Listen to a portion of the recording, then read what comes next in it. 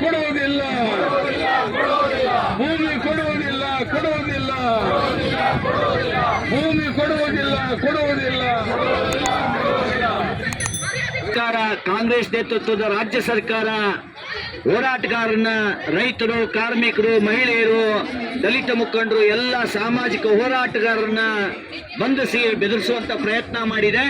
ಹಾಗಾಗಿ ಎಲ್ಲ ಜನಪರ ಸಂಘಟನೆಗಳು, ಅದೇ ರೀತಿ ಸಿಪಿಎಂ ಪಕ್ಷ ಇವತ್ತು ಇಡೀ ರಾಜ್ಯಾದ್ಯಂತ ಪ್ರತಿಭಟನೆ ಕರೆ ಕೊಟ್ಟಿದೆ. ಈ ಪ್ರತಿಭಟನೆಗೆ ಸಿಪಿಎಂನ ಬೆಂಗಳೂರು ಉತ್ತರ ದಕ್ಷಿಣ ಜಿಲ್ಲಾ ಸಮಿತಿ ಹಾಗೆ ರಾಜ್ಯ ಸಮಿತಿಯ ಮುಖಂಡಗಳು ಬಂದಿದ್ದಾರೆ. ಅವರೆಲ್ಲರಿಗೂ ಕೂಡ ನಾನು ಎರಡೂ ಜಿಲ್ಲಾ ಸಮಿತಿ ಪರವಾಗಿ ಸ್ವಾಗತವನ್ನು ಕೋರ್ತಾ, ಹಾಗೆ ದಲಿತ ಸಂಘಟನೆಗಳ ಮುಖಂಡಗಳು ಕೂಡ ಬಂದಿದ್ದಾರೆ, ಅವ್ರಿಗೂ ಕೂಡ ಸ್ವಾಗತವನ್ನು ಕೋರ್ತಾ, ಮೊದಲನೇದಾಗಿ ಸಿಪಿಎಂ ಪಕ್ಷದ ಕೇಂದ್ರ ಸಮಿತಿ ಸದಸ್ಯರು ಮತ್ತು ನಮ್ಮ ಪಕ್ಷದ ರಾಜ್ಯ ಕಾರ್ಯದರ್ಶಿ ಮಂಡಳಿ ಸದಸ್ಯ ಅಂತ ಡಿ ಬಸವರಾಜ್ ಅವರು ಮಾತಾಡಬೇಕು ಅಂತೇಳಿ ತಮ್ಮ ಸಂಯುಕ್ತ ಹೋರಾಟ ಕರ್ನಾಟಕದ ನೇತೃತ್ವದಲ್ಲಿ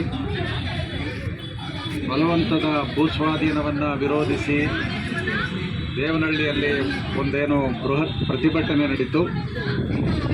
ಅದು ಈ ರಾಜ್ಯ ಸರ್ಕಾರಕ್ಕೆ ಒಂದು ಬಲವಾದಂಥ ಎಚ್ಚರಿಕೆಯನ್ನು, ಬಲವಾದಂಥ ಸಂದೇಶವನ್ನು ಅದು ಕೊಟ್ಟಿತ್ತು. ಬಲವಂತದ ಭೂಸ್ವಾಧೀನವನ್ನು ನಾವು ಧಿಕ್ಕರಿಸ್ತೀವಿ, ಕೇವಲ ಚನ್ನರಾಯಪಟ್ಟಣ ಹೋಬಳಿಯಲ್ಲಿ ಮಾತ್ರ ಅಲ್ಲ, ರಾಜ್ಯದಲ್ಲಿ ಬಲವಂತದ ಭೂಸ್ವಾಧೀನಕ್ಕೆ ಅವಕಾಶ ಕೊಡೋದಿಲ್ಲ ಅನ್ನುವಂಥ ಒಂದು ಸಂದೇಶವನ್ನು ಕೊಡೋದಕ್ಕಾಗಿ ಸೇರಿತ್ತು. ಆದ್ದರಿಂದ ಬೆದರಿರ್ತಕ್ಕಂಥ ಸರ್ಕಾರ, ಆ ಸಂದೇಶಕ್ಕೆ ಬೆದರಿರ್ತಕ್ಕಂಥ ರಾಜ್ಯ ಸರ್ಕಾರ ಆ ನಾಯಕತ್ವವನ್ನು ಬೆದರಿಸಬೇಕು ಅಂತೇಳಿ ಪೊಲೀಸನ್ನು ದುರುಪಯೋಗ ಮಾಡತಕ್ಕಂಥ ಒಂದು ಕಾರ್ಯತಂತ್ರವನ್ನು ಅನುಸರಿಸಿ ಬಲವಂತವಾಗಿ ಬಂಧನ ಮಾಡೋದಕ್ಕೆ ಅಲ್ಲಿ ನಡೆದಿರ್ತಕ್ಕಂಥವರು ನಾವು ಕರೆ ಕೊಟ್ಟಿದ್ದೀವಿ.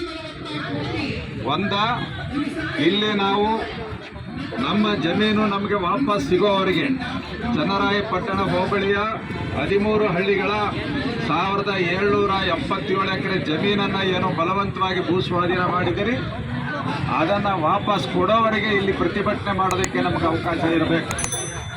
ಇಲ್ಲ ಅಂತ ಹೇಳಿದ್ರೆ ಪ್ರತಿಭಟನೆ ಮಾಡೋದಕ್ಕೆ ನೀವು ಅವಕಾಶ ಕೊಡಲ್ಲ ಅಂದರೆ ನಮ್ಮನ್ನು ಜೈಲಿಗೆ ಕಳಿಸಿ ಅಂತೇಳಿ ನಾವು ಒತ್ತಾಯ ಮಾಡ್ತಾ ಇದ್ದೀವಿ.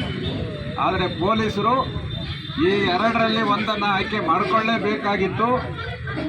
ಆದರೆ ಪೊಲೀಸರು ಮಾಡಿದ್ದೇನು ಅಂತ ಹೇಳಿದ್ರೆ ಈ ಒಂದು ಜೈಲಿಗೆ ಕಳಿಸುವಂಥ ಒಂದು ಒತ್ತಾಯದ ಹಿನ್ನೆಲೆಯಲ್ಲಿ ಅದನ್ನು ದುರುಪಯೋಗ ಮಾಡಿಕೊಂಡು ನಮ್ಮ ನಾಯಕತ್ವದ ಮೇಲೆ, ನಮ್ಮ ಕಾರ್ಯಕರ್ತರ ಮೇಲೆ ದಬ್ಬಾಳಿಕೆ ಮಾಡುವಂಥ ಒಂದು ಪ್ರಯತ್ನವನ್ನು ಮಾಡಿದ್ದಾರೆ. ಇದನ್ನು ಸಿಪಿಐಎಂ ಪಕ್ಷದ ಕರ್ನಾಟಕ ರಾಜ್ಯ ಸಮಿತಿ, ಅದೇ ರೀತಿಯಲ್ಲಿ ಸಂಯುಕ್ತ ಹೋರಾಟ ಕರ್ನಾಟಕದ ರಾಜ್ಯ ಸಮಿತಿ ಬಲವಾಗಿ ನಾವು ಖಂಡನೆ ಮಾಡ್ತಾ ಇದ್ದೀವಿ.